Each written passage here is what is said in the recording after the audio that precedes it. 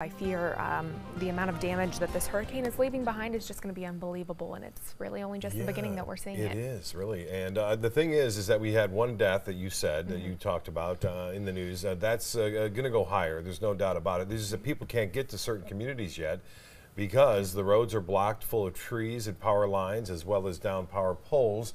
The storm surge was incredible. I saw some video. I posted it on my Facebook page of a couple of storm chasers that got in trouble, and that is just amazing. That really shows you the power of these storms, and they're nothing to fool with. And as far as getting out of the harm's way, you know, judging the intensity of a storm, a lot of people like to play forecaster. The best device is when you get in a warning and you're asked to evacuate, you should leave. Depending upon, it doesn't matter how strong or how weak the storm's expected to be, it can always get stronger. The models aren't always that good at predicting the intensity of these storms. We saw that with this particular one. Here's Casey Key. Waves are still up there. The threat of flooding like we've seen over the past couple of nights is not there as much anymore. The storm surge, it got as high as 2 feet for the most part, and you coupled that with the high tide, which was also around 2 feet. Caused a 4-foot surge for the most part, but we're looking at about a 1 to 1.5 right now storm surge going on. Well, let's put an end to this day with a nice photo from Venice Gardens. Kimberly Slade getting that beautiful shot to show that there was a little sunshine this afternoon.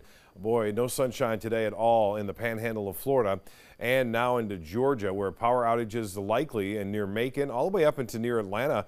There's still a lot of strong wind with this that will work its way down to the surface, and we're starting to see feeder bands work their way onshore into the east side of Georgia. We've had a few showers popping up here and there, still around, and for the most part not very intense, but we saw that earlier with the water spout. It wasn't much of an intense storm there that produced it, so there's still a little bit of vorticity or spin in the atmosphere, which could generate a little bit of a twister, but not much of a chance of that. The chances are less than 2% really, and you can see that activity developing right near Lakewood Ranch, pushing off toward State Road 70, and some rain just north of State Road 64. This one just popped up recently, pushing off to the northeast. The winds aren't nearly as strong as they have been. They're still out of the south at around 10 to 20 miles an hour. You can see that 19 in Minnesota, Rotunda at 17. The forecast for tomorrow, when you wake up, the winds will be out of the west at around 10 miles an hour, so that's going to be a relief. The wave action will still be happening, though, and then we'll get a little bit of north wind.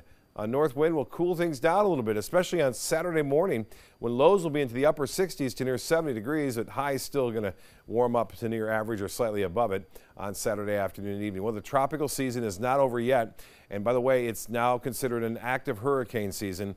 It is above average as far as energy goes. Now, we dealt with Michael, obviously still having problems with it.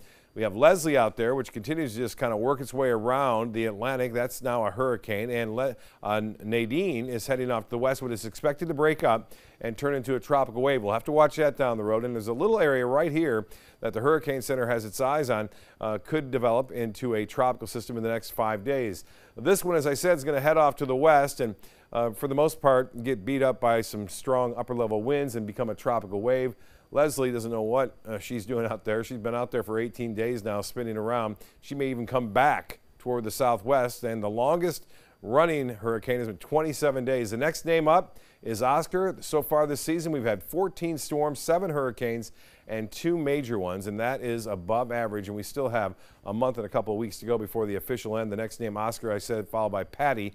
Hopefully, we won't see any more, but I would suspect we'd see at least Oscar and maybe even Patty. 82 degrees right now. It still feels warm and muggy out there. 92 degrees. Nationally, there is a cold front bringing snow into Minnesota and also into Wisconsin tonight.